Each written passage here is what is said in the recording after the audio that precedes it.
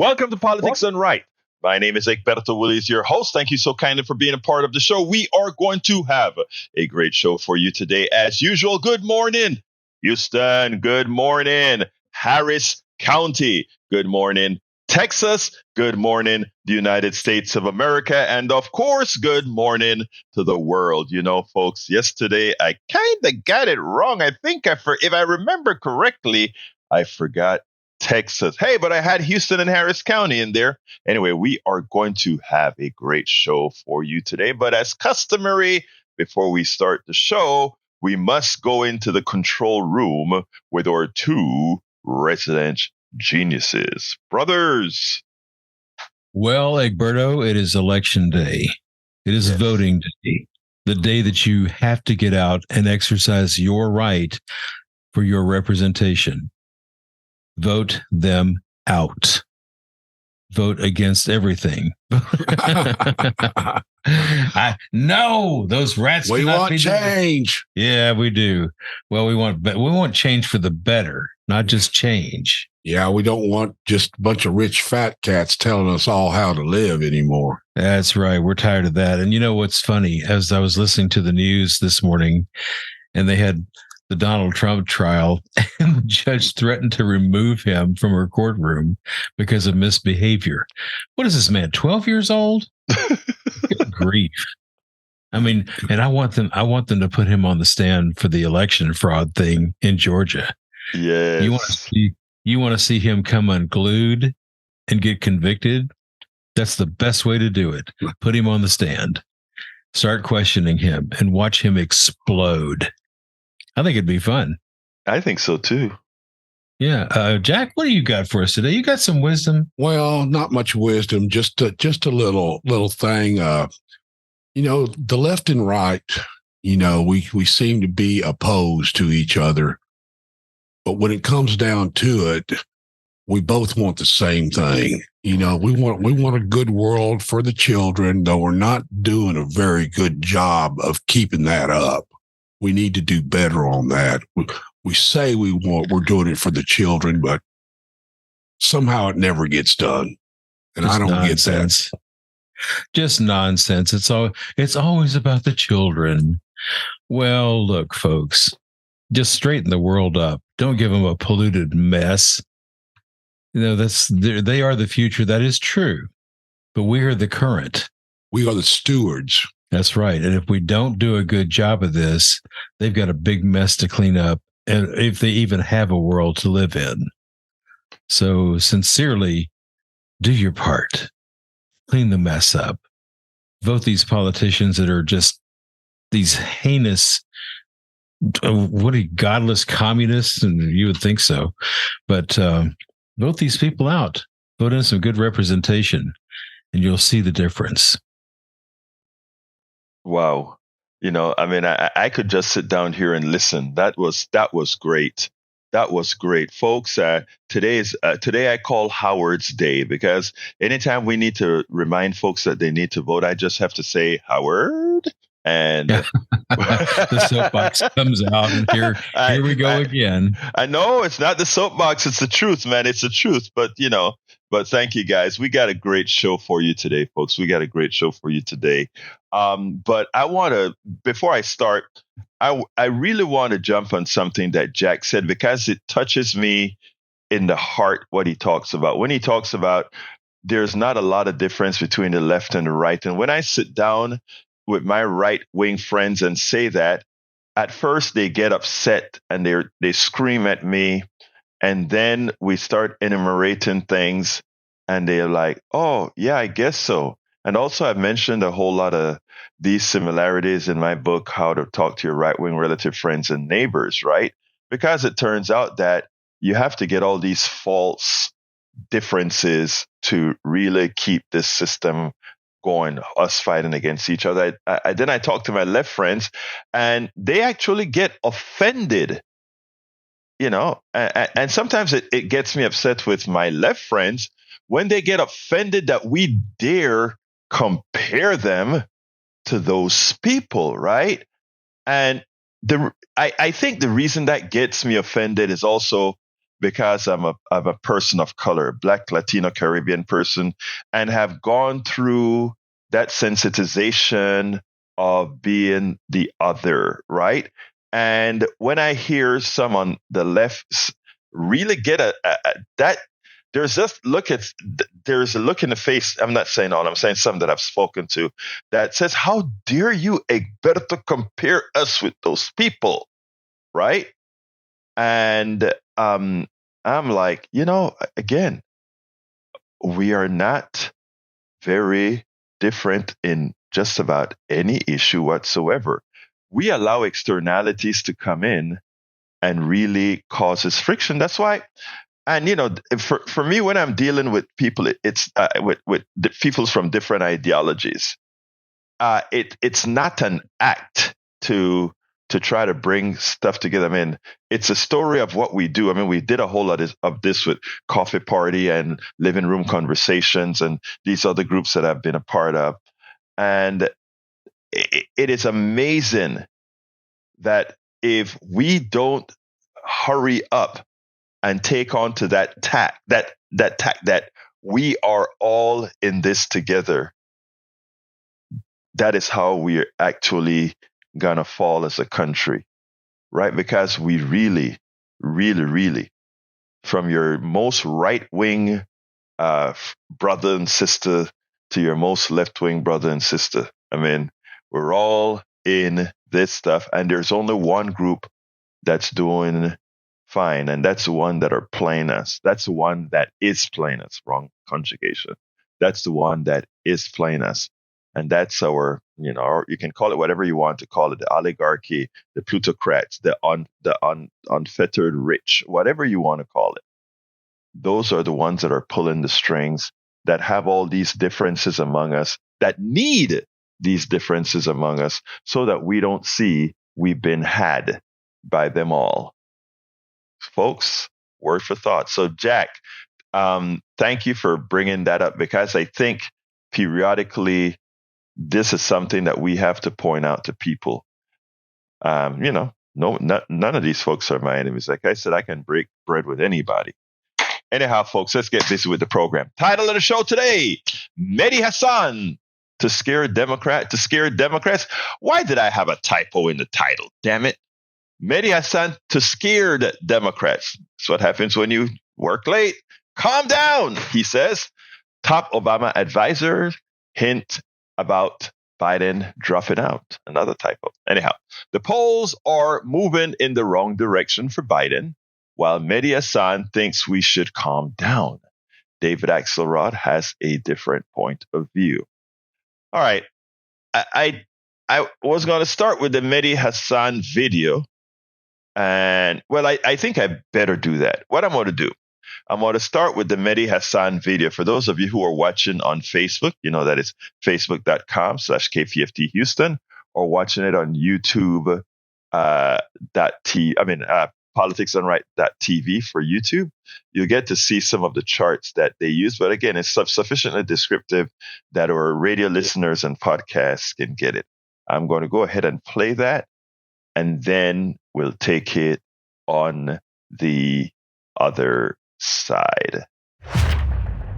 Mehdi Hasan has a message for Democrats with the release of the recent polling numbers for Biden, which, to put it as kindly as I can, they were terrible. They were horrendous, but they were very understandable. Of which Mehdi Hasan has a message for Democrats: calm down. And you know what? I'm with him up to a point. I want you to listen to him, and then we'll take it on the other side. It's November the 5th, 2023, which means exactly a year from now, November the 5th, 2024, Americans will go to the polls to pick their president. And it looks almost certain that once again, they'll be picking between Joe Biden and Donald Trump. A choice that Americans are saying in poll after poll that they do not want. They don't want a rerun of 2020. They don't want Democratic and Republican candidates with the names Biden and Trump. But here we are. And here's the bad news for Team Biden in particular. If the election were held not a year from now, but today, the twice impeached, 4 times indicted Donald J. Trump would win the Electoral College with over 300 votes, easily defeating President Biden. That's according to a new poll out today from the New York Times and Siena College, which shows Biden losing to Trump in 5 of the 6 key battleground states: Arizona, Georgia, Michigan, Nevada, and Pennsylvania. The president is ahead only in Wisconsin and only by 2 percentage points there. It's worth noting that Joe Biden carried all 6 of these states back in 2020. But that's not all. The new poll also points to several other glaring liabilities for the president, including his age. 71% of voters surveyed say Biden, who will turn 81 later this month, is too old to be an effective president. That includes a remarkable 54% of his own supporters. The same doesn't apply, weirdly, to 77-year-old Donald Trump. Only 39% of the overall electorate say that Trump is too old to hold office, with just 19% of his supporters sharing that view. Another issue hurting Biden is the economy. Voters by a 59% to 37% margin trust Trump over Biden on economic issues. That's the largest gap of any issue surveyed in that poll. That's despite the fact that just last week we learned that strong consumer spending drove the US GDP to its biggest rise in nearly 2 years, growing 4.9%. And right now, unemployment is at one of its lowest rates for 50 years. But people don't seem to care in the polling. There's also growing concerns over President Biden's mental fitness. According to the poll, 62% of voters say the president does not have the mental sharpness to be effective. And yet, believe it or not, only 44% of voters believe the same of Donald Trump. However, Trump's declining mental acuity is kind of hard to ignore. Here he is just last night in Florida delivering yet another incoherent, rambling, mad speech. Many, many terrorists are coming in. Thousands of middle-aged men are coming in. Young men are coming in. Everyone's saying, how come they're all so young and so strong? And they're coming from China. Everything's a lie. The whole thing is a lie. The whole election was a lie. Why would I do a debate when Christie, sir, I'm sorry, he is not a fat pig, okay, this man? You say, he is not a fat pig. No, it's true. And you can't use the term fat. You're allowed to use the word pig, but not fat. He sounds totally mentally fit to be president to me. But perhaps the most stark finding from that new poll from the Times is this. Biden trails Trump by 5 points nationally, but when voters were asked about a hypothetical race involving not Biden, but an unnamed generic Democrat, that candidate actually leads Trump by 8 points. That's a 13-point swing. So to call these poll results anything other than savage for the president of the United States, for the Democratic Party, and let's be honest, for the future of American democracy, would be an understatement. To pretend things are fine and will be fine is mad. Having said all that, let me say again tonight, as I have said many times before on this show, we also do need to calm down a bit, get some perspective, especially historical perspective. Yes, the polls are bad for the sitting president, but we are still 1 year, exactly 1 year out from the election, 12 whole months. The Biden campaign for re-election hasn't yet fully launched. The Trump criminal trials, 4 of them, haven't yet started. And we know that incumbent presidents like Barack Obama and Ronald Reagan also trail their expected opponents at this stage in their first terms too, only to emerge victorious a year later. We also know that Biden's own poor approval ratings didn't really hurt Democrats in the midterms either. Remarkably, they held on to the Senate and prevented a red wave in the House. They did it by focusing on abortion rights and voting rights, which they can and presumably will do again next year. And in the meantime, Trump is giving Democrats ample ammo to use against him almost daily. Yes, Democrats who are concerned about Donald Trump taking the lead in the polls right now, responsible Republicans who are concerned about Donald Trump being in the lead right now, independents who are concerned that that Donald Trump is in the lead right now, really, as Mehdi Hasan has to say, calm down. Because what you have is 12 months to go ahead and undo all that, or to do all that wasn't done to make sure, not that Americans know what's, how the economy really is, etc. Because you know what? Americans are living it. And in as much as employment, we're at near full employment, in as much as inflation is coming down, in as much of all these things are occurring, we have still allowed the plutocracy, the oligarchy, the wealthy business owners, we have really allowed them to extract our wealth, extract every gain that we've had. We've allowed them to take it away. So, in effect, what we need to say is, as Brother Hassan has said, calm down. And now, understand what Americans are going through. Yes, número uno. Número dos. Let it be known that you have a fix for what they're going through. It is time to go outright, not only on Trump for what he did with giving all these tax breaks to his wealthy friends, but at the same time, his wealthy friends are now reaping the rewards of inflation, reaping the rewards of all we did for them during COVID. But we also have to go ahead and let them know that the time of the wealthy getting by on the backs of the poor and the middle class will be mitigated. When they talk about give the people hope, it's not just give the people hope, is give them a pathway to that hope being realized. And if Democrats do that, and they can, they have probably 8 months to do that.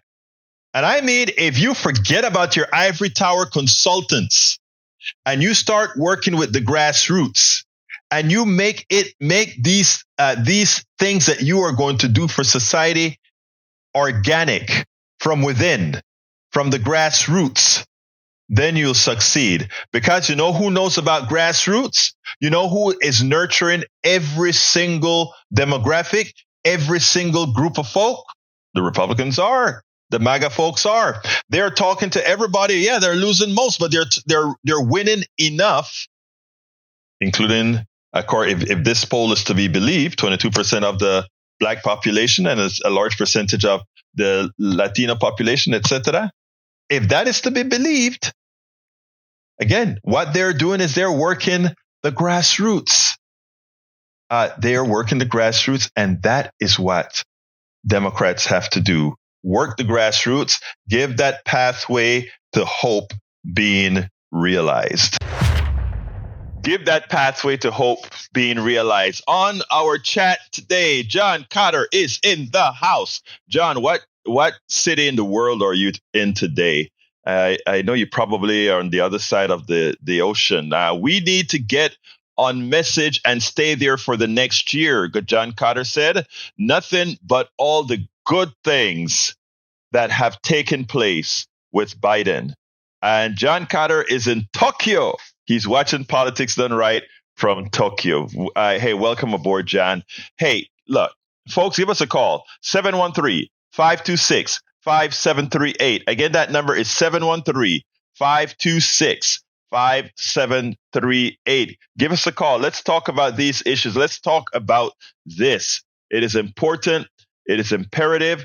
The next subject we're driving to is what Axelrod had to say recently, because Axelrod is sort of putting it on Biden, saying, Biden, is it time for you to step aside and let a youngster come in maybe? The problem is, look, before I get into Axelrod, I can't see right off the top of my head, without a nasty sort of a fight within the party, which could become very destructive, for a new person to come in at this time easily. It would really have to be a hell of a consensus candidate. I don't see or know who that would be right now. The best that I can gather is the governor of California, which is Newsom. He has been making some strides. I don't know how the polling looks on that, but again, we placed ourselves in this situation. We have to stick it. Look, as Carter said, the things that Biden has done, as far as progressives are concerned, we got a lot more out of Biden that we even imagined we could have gotten out of Biden. And while there are a lot of things that haven't been realized yet, they are in the pipeline to be realized. That most Americans don't know that most Americans actually think that somebody like Trump is 22% better than Biden on the economy. It just proves that you're not getting your message across. And it also proves, and I'll talk about this a little later after speaking to Johnny and Harry, it also proves something that I wish our ivory tower consultants would note. The big difference between how the left campaigns and how the right campaigns. Let's go to Johnny. Come on in, Johnny.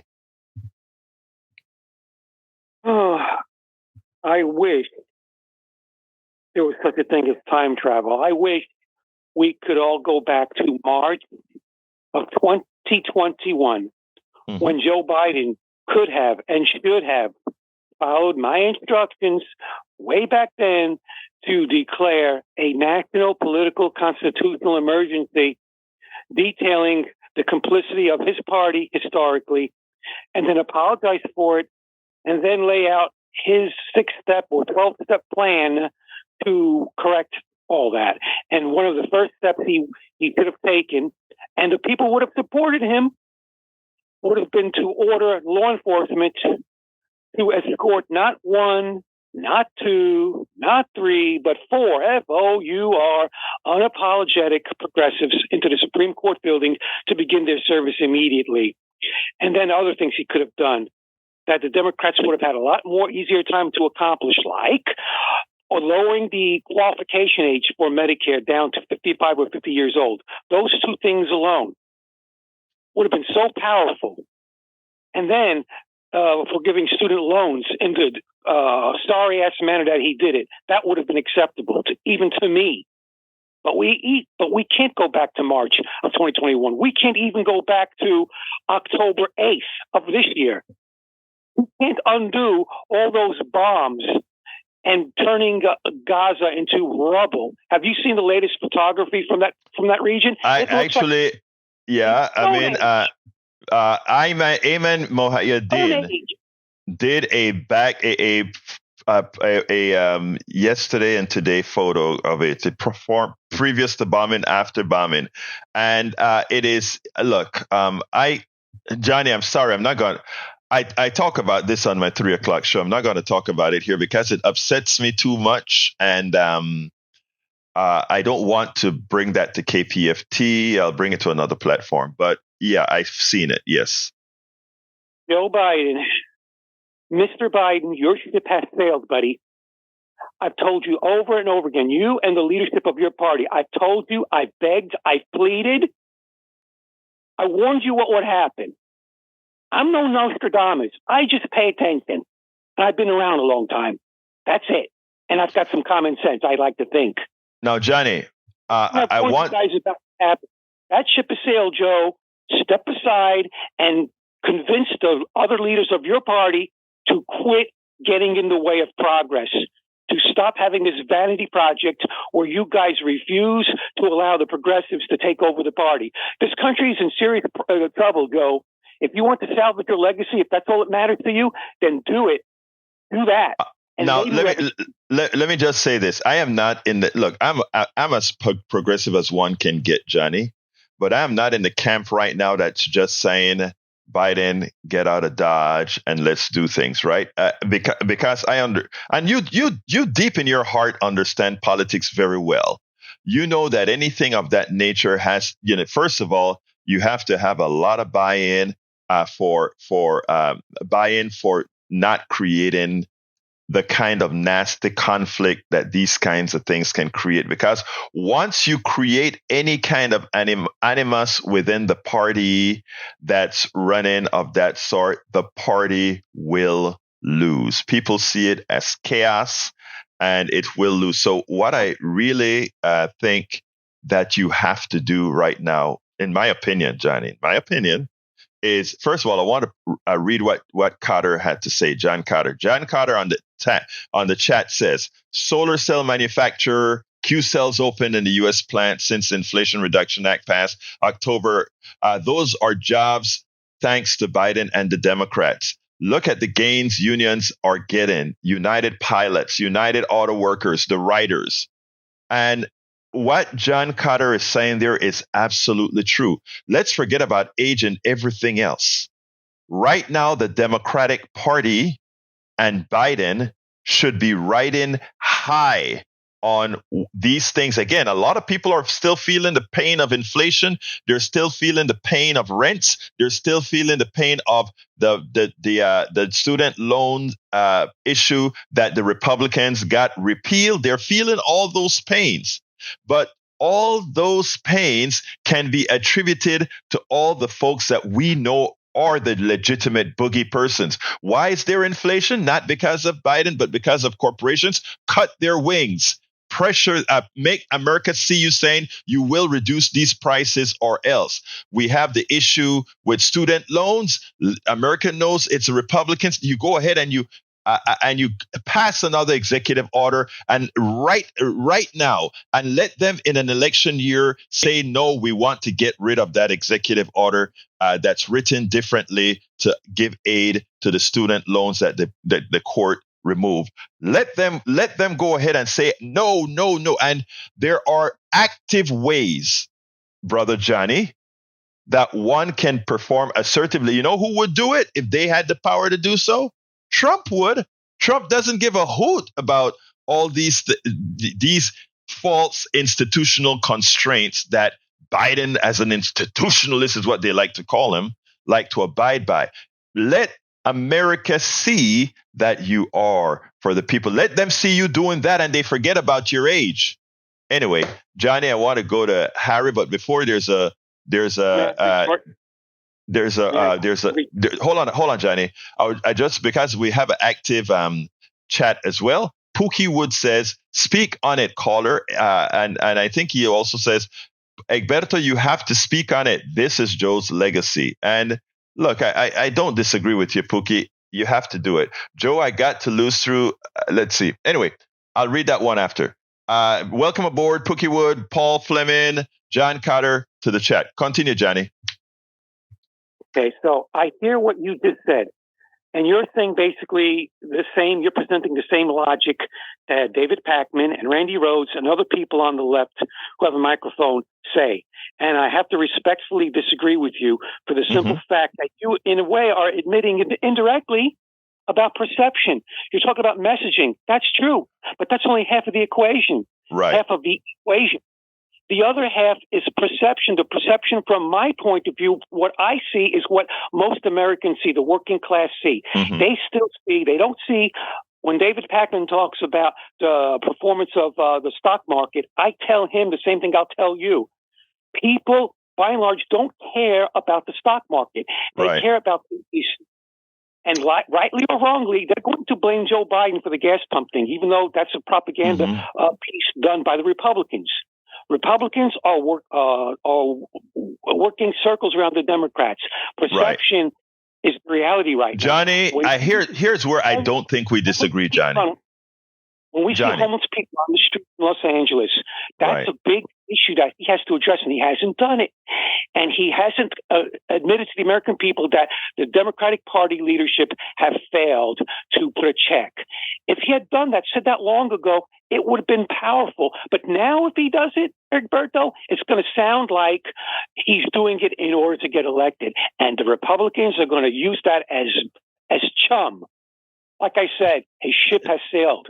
Let me say, Johnny, to you. I mean, first of all, I am never wedded to just my current political thoughts. And the reason why I am never wedded to them is that if you have a better idea and you show me that better idea is going to work, I'm for it. I'm not wedded to my political ideas at all. I'm wedded to whatever is going to work. And if the grassroots tells me that this is actually what's going to work, I would be with it.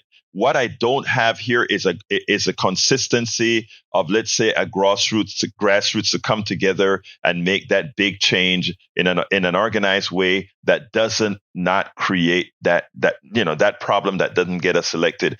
I like what Carter is saying specifically, because I think, as you said, there was a poor job done in letting America know that we're fighting for you actively. I'm saying actively. In other words, you have to force. I mean, Trump goes out and said the economy was the best under my administration, and you know who else is saying it? I hear a lot of progressives saying that. Oh, under Trump, I got a check. Under Trump, I got this. Whoa. Are you telling me the progressives are mouthing off what Trump is saying, agreeing with Trump? Brother, let me tell you something, okay? I had a long discussion, very, very, very, a hurtful discussion with a progressive, somebody I considered a progressive leader who soured on Biden and started to make comments about the economy, touting right-wing talking points that Trump has gotten into the ethos. The reason you see so many other demographics falling back to Trump is, look, our elitist consultants go ahead and they create the questions of which they poll the people that are generically Democratic, and then they go and they say this is what's going on. They don't have a clue what's going on in Middle America or poor America. They stay there in Washington in their towers or wherever they are, and they advise, and that's who the Democrats leadership take advice from. They don't go into the community like a John Carter who is on the ground in East Harris County, or a Paul Fleming who's out there in Atlanta doing his thing. They don't see that. So we have a lot of people of the progressive persuasion that are actually saying things like they throw their hands up in the air. Because put it this way, even if you don't like Biden, what nutcase is going to take up and say, I am going to, and when I say nutcase, I'm talking about progressive nutcases now. Why would you come out and say, I'm going to support a Donald Trump because Biden didn't do X, Y, and Z if you think Donald Trump is a clear and present danger to the country? And that is what we're seeing in a lot of areas. That's what I'm saying, Johnny. So to close, before I hang up, I will say to you that if these people that you are identifying as progressives are saying this to you, I have to question either your judgment, which I don't, or their ability to make you think that they're progressive, because a true progressive doesn't throw their hands up in the air and imply that Trump is the reasonable alternative here. That's suicide. And you know what? That should tell you something. You're right. You're right, brother. You're right. And it should tell you something. It should tell you how effective good propaganda is. That's what it tells you, brother. You want to know how the grassroots feel? Go ask Johnny. And I'm telling you, we're in big doo-doo. All right, Johnny. But you know what, Johnny? I am not losing hope because we are going to go out there and we're going to get it done. That's what we're talking about. It's this today. It's not about losing hope. You got 6-7 months at most. Exactly. Democratic Party starting today. Exactly. Start recruiting apologetic progressives to run for the White House. They're losing time rapidly. I don't know what else to tell We'll see what happens, Johnny. But we'll talk later. Johnny, you're the mayor of politics, right? You call in every day, so we'll talk. Let's go to Harry real quickly, and then we'll go to what Axelrod had to say. Come on in, Harry. Thank you, Mayor of Politics Done Right, and thank you, Roberto Willis, for this platform. Both of you are right on point with all your points. I agree just about with all of them. I think the Democrats have to get their message out during this election season, and I think a lot of it is people just are not feeling the effects of what Joe Biden has done with inflation reduction, with the, we have low unemployment. A lot of people just start feeling that. And I do remember the mayor of Politics Done Right, Donnie, once telling you that one of his neighbors got a job and he wants to see more of that so that people, because that's what people are just not feeling. And Joe Biden got his speech writers have to do a better job of helping him to speak, to get his message out and criticize what the Republicans are about. Continue to drive that home about the MAGA people because, they're the alternative. We do have to get damn, I hate when I lose my thought. He just has to get his message out better, and he's not the greatest speaker. A lot of people look at his age and that he's old. I was listening to Ari Arnson in the last hour. There was some of them were talking about his age.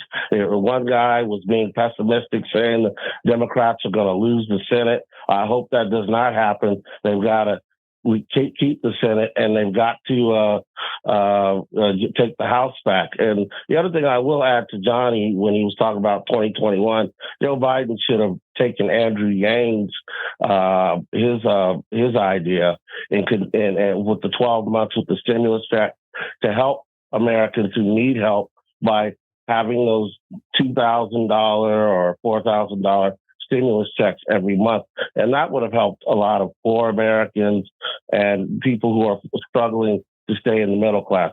He should have done that. And well, you can only do that. Sorry to interrupt, Harry, but you can only do that. You can only do that if you don't have a mansion and a cinema. If you have a better backing sort of Democratic candidates that aren't named cinema and mansion, because do remember that in October we lost the support for children. They always talk about loving the children, but in October we lost the support for children because it only ran for 2 years and it got canceled. So a lot of people are in dire straits. A lot of people are feeling the pain in the third year of the Biden administration. So while unemployment is very low, while inflation is coming down, the damage that they've created is there. And you have to have a message to people to let them know you understand that it's there and this is what you will do to solve it.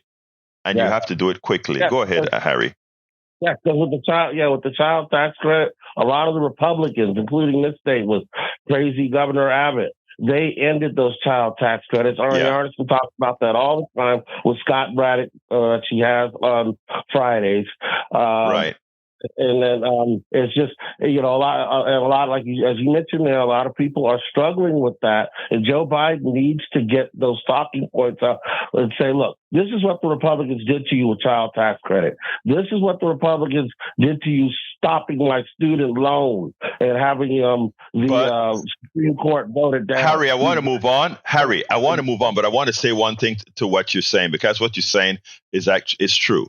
We have to go out there and not only verbalize it, but we have a thing where, if the senator, not McConnell, but the one from the Democrats, Schumer, if Schumer doesn't have the votes, he just doesn't bring it up, right? If the Democrats didn't have the votes, they just didn't bring it up. I am saying, stop it. Go ahead and get these bills that are going to help people, publicize the hell out of it on TV and let it fail in Congress, and then let folks see who voted to fail the middle class. We have to learn. I mean, sometimes, but again, let me tell you something. A lot of these guys are in the pockets of others. Harry, I got to let you go to Brian. So we'll talk tomorrow. Let's go to Brian. Come on in. More about it tomorrow. Sure. Let's go. Got you, Harry. Got you. Yeah. Let's go to Brian. Come on in, Brian. Yeah, exactly who is running the country? Speechwriters or the President of the United States? Repeat, please. Who's running the country? Who's running the country? The speechwriters or the President of the United States? Because he can speak. Well, I think that I don't know if that question, I don't understand it, because again, the President of the United States runs the executive.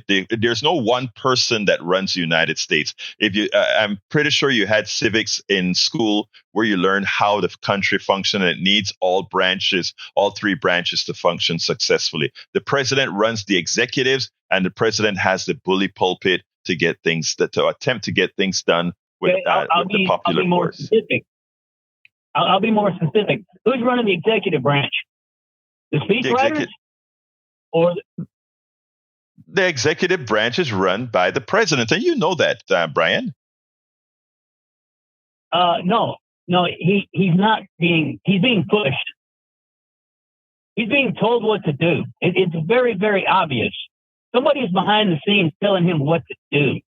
Well, I mean, if you actually have, I mean, if you have proof, I mean, whenever I say things like that, I can I can assume, and I actually say it a little bit different than you're saying. When you say he has people in the back telling him what to do, I mean, first of all, I think I don't have the actual evidence, but I think you're absolutely correct. I mean, if presidents, and this is not just Joe Biden, this is also Mitch McConnell, this is also Schumer, all of them are listening to the people who they think they must listen to. In the case of all these big politicians, the plutocracy gets a big piece of their ears.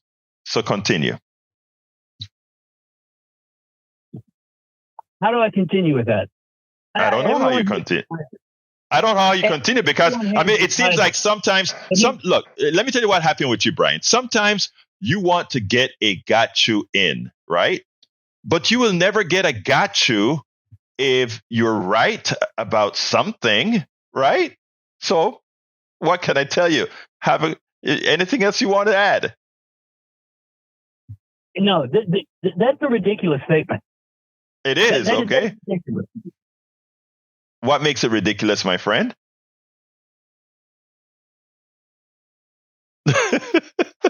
And that is what happens. That is what happens. He hung up. Anyhow. Well, let me read a few things in the in the chat. Paul Fleming says the next time you hear Republicans complain about increased IRS funding, remember that the richest 1% of Americans evade $163 billion in taxes each year. That's true. We try to mitigate that. It would reduce the deficit. Of course, now Republicans would like to take the $14 billion being offered to Israel for getting rid of those extra of enforcers of making sure the rich pay their fair share. Palsy Walsey, welcome to Politics Done Right. The president has authority to do antitrust and business. Maybe he should fund that by executive order instead of funding wars. Resources for the FTC seems to be the problem. I don't know. I don't know the numbers behind that right off the top of my head. John Carter says all presidents have many advisors. I doubt there is any puppet master, as this caller says. I don't think Brian knew what he was trying to say, Carter. I think Brian just wanted to get to a got you. And when I agreed with him that there's somebody telling the president and everybody else who has their ears what they want them to do, I mean, he didn't. You notice what he says? How do I respond to that?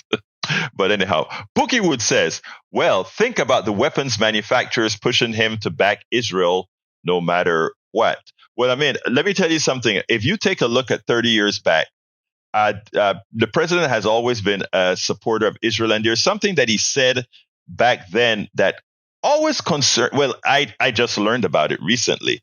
But when he said it, I kind of cringed. And the statement was, in our unfettered support for Israel, if Israel didn't exist, we would have had to create an Israel. I didn't get the full context of that statement, but that phraseology worried me a bit. But I can't go there, like I said, because I didn't get the context of the entire speech where that statement was made. Now, so let's go into what Axelrod had to say. Axelrod, yes, Egberto, that statement is scary, right? That statement worried me, all right? But like I said, like I tried to explain to Brian, we are not a country where the executive have omnipotent power. So therefore, we should be cognizant of that. Okay, come on in, Bard. I was going to go to Axelrod, but come on in, Bard. Yes, Brian, I'll tell you who's running the country. It was on NBC this weekend. They admitted it.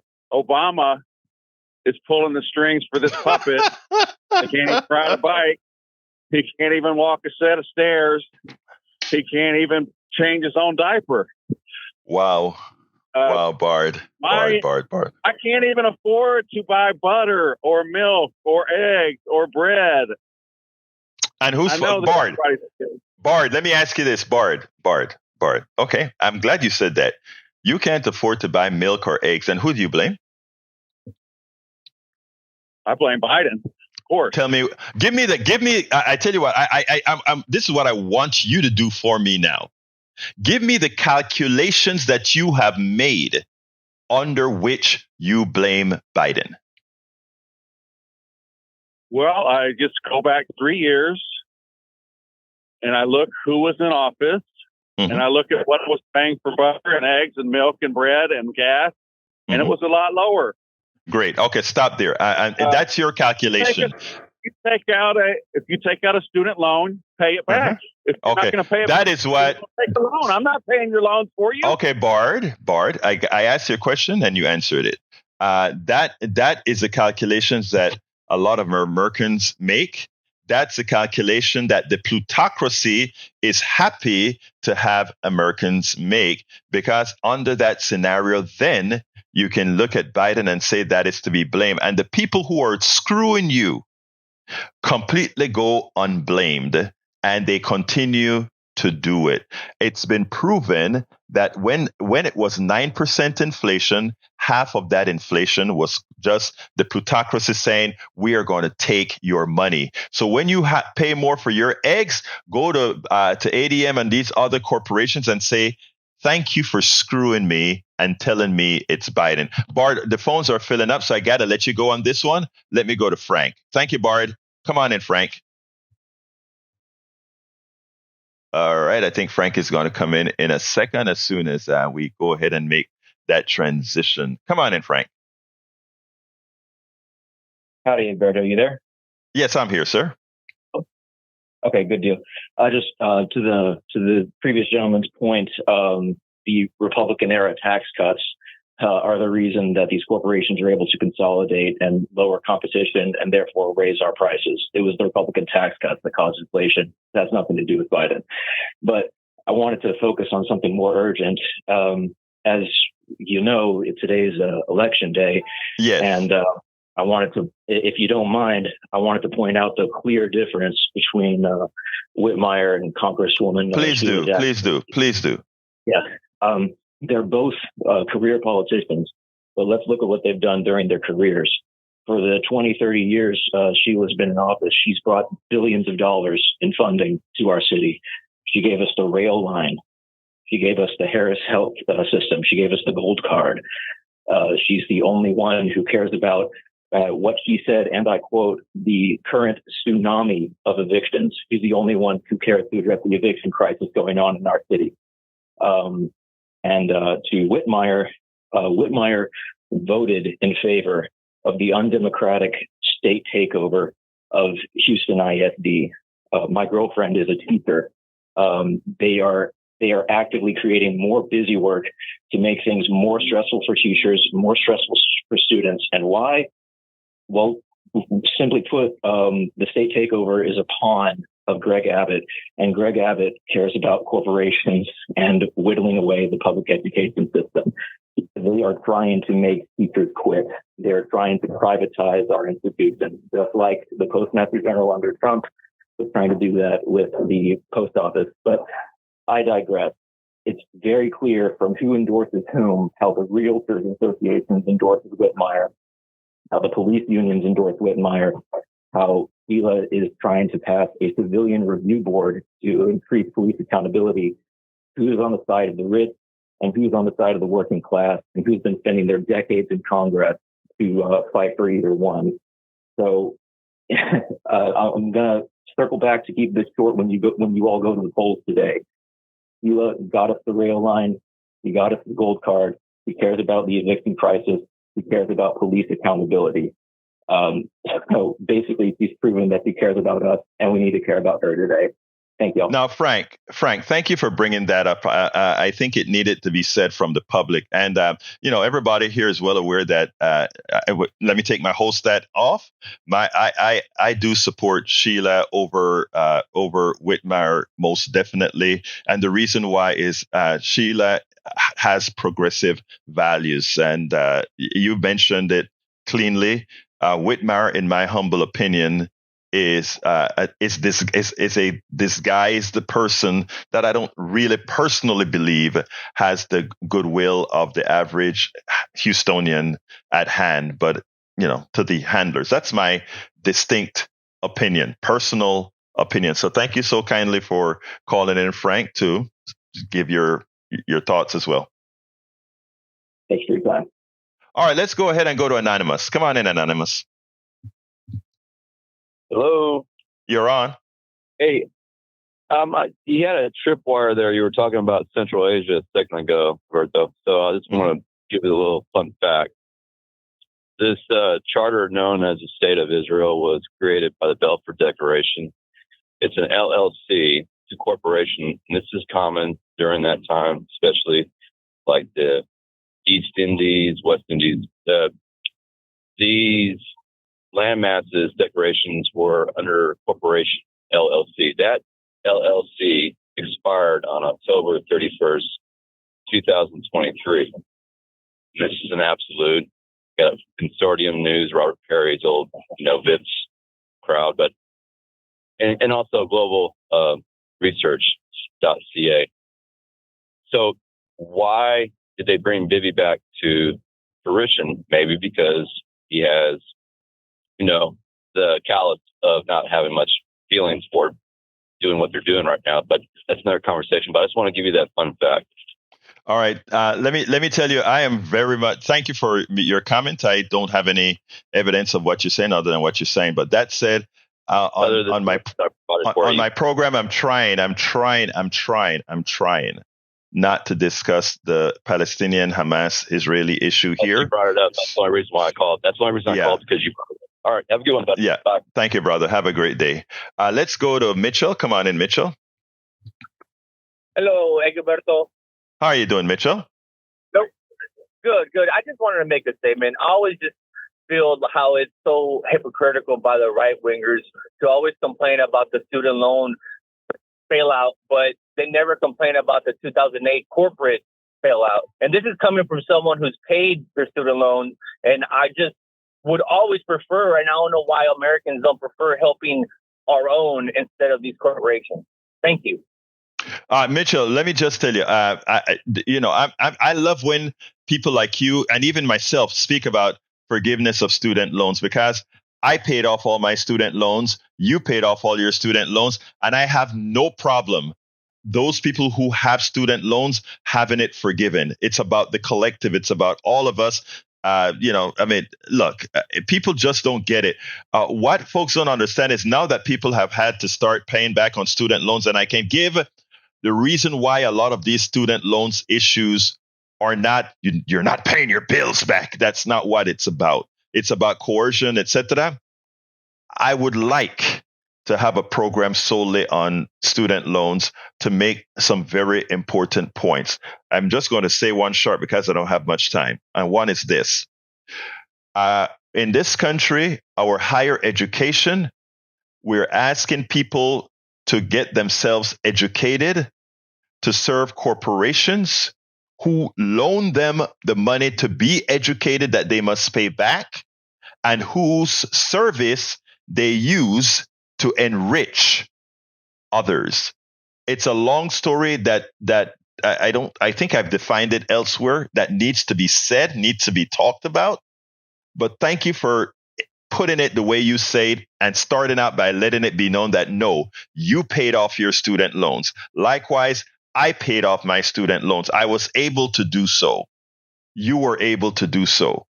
A lot of folks are not able to do so. And in fact, a lot of folks who are doing damn good work are not able to do so because of the coercion that occurred in student loans. And they always use it as an example, Mitchell, that person who took out the student loan and bought a car, or that person who took out the student loan and bought a phone. They use the exceptions to try to plaster it onto all of us. Thank you, brother, so kindly for calling in on that issue. Thank you. All right, folks, we only have about a couple minutes left. So if you call in right now, we'll have to limit you to 30 seconds. 713-526-5738.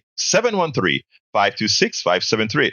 Melissa Bowie, how are you doing? And she thanks Frank for his comment. Absolutely so. We also have Disco Penny in the house.